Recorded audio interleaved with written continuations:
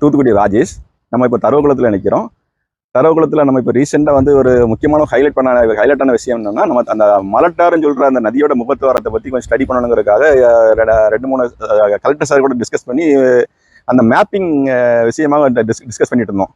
பழைய மேப்பை வந்து இப்போ உள்ள சேட்டலைட் இமேஜில் மேப்பிங் பண்ணால் எப்படி இருக்கும், அந்த தடங்கள் பூமியில் இருக்கா பார்க்கலாமாங்கிற ஸ்டடி பண்ணுறதுக்காக அதை நோக்கி போயிட்டு இருக்கும்போது இங்கே ஆக்சிடென்டலாக அந்த தரவுக்குளத்தில் ஒரு ஒரு ஒரு ஒரு சாமி சிலை ஒன்று மக்கள் கிடைக்குன்னு சொன்னதுனால அதை பார்க்கறதுக்காக தொழில்துறை அதிகாரி கூட்டு இருந்தோம். அதை பார்த்துட்டு டாக்குமெண்ட் பண்ணிட்டு அந்த சைடையும் அந்த ஊர் மக்கள் கூட அந்த அந்த ரிவரோட ட்ராக்டை பார்க்க போகும்போது வந்து அதில் அந்த உப்பளங்கள் பயன்பாட்டில் உள்ள அந்த பாத்திகள் உள்ள இடத்துல வந்து இடையில போகிற பாதை ஒன்று உண்டு. அந்த பாதையில் உள்ள ஃபுல்லாகவே சிதைவுகள் நிறையா இருந்துச்சு. நிறையா அந்த பானை ஓடுகள் வரிசையை கிடந்தது.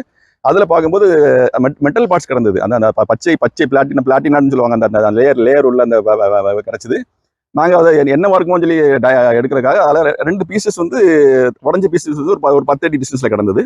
2 சேர்ந்து பொருந்துச்சு. அப்போ ஏதோ ஒரே பாட்டுன்னு தெரிஞ்ச உடனே அப்போ சார் நீங்கள் கையில் வச்சிருங்க சார், பரப்பராக நீங்கள் ஸ்டடி பண்ணி என்னென்ன கலெக்டருக்கு ரிப்போர்ட் கொடுங்க, எனக்கு ரெவன்யூ மூலமாக தான் இப்போ போகணுங்கிறதுக்காக பிரைமரி ஸ்டேஜில் போகணுங்கிறதுக்காக என்கிட்ட கையில் ஒப்படைச்சிட்டாங்க.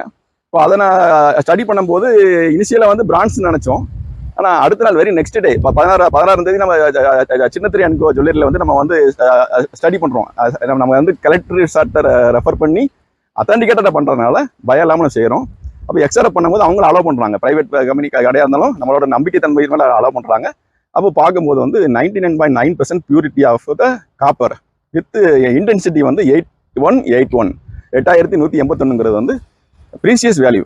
இந்த வேல்யூ ஆஃப் த பியூரிட்டியும் இன்டென்சிட்டியும் வந்து ஒரு ஆயுதத்துக்கு மனிதன் பயன்படுத்துறா இருந்தால் அவனோட நாகரிகம் எந்த அளவுக்கு எக்ஸ்ட்ரீம் லெவலில் இருந்துக்குங்கிறது நம்மளோட தொழில்நுட்பர்கள் வல்லுநரோட கருத்தாக இருக்குது. அது தொழில்நுட்ப வல்லுநர்னா ஒரு ஆளாக இருக்கலாம், இல்லை ஆர்டிஃபிஷியல் இன்டெலிஜென்ஸ் டேட்டாவாக இருக்கலாம். ஸ்டடி பண்ணி சொல்கிறாங்கன்னு வச்சுக்கோங்களேன்.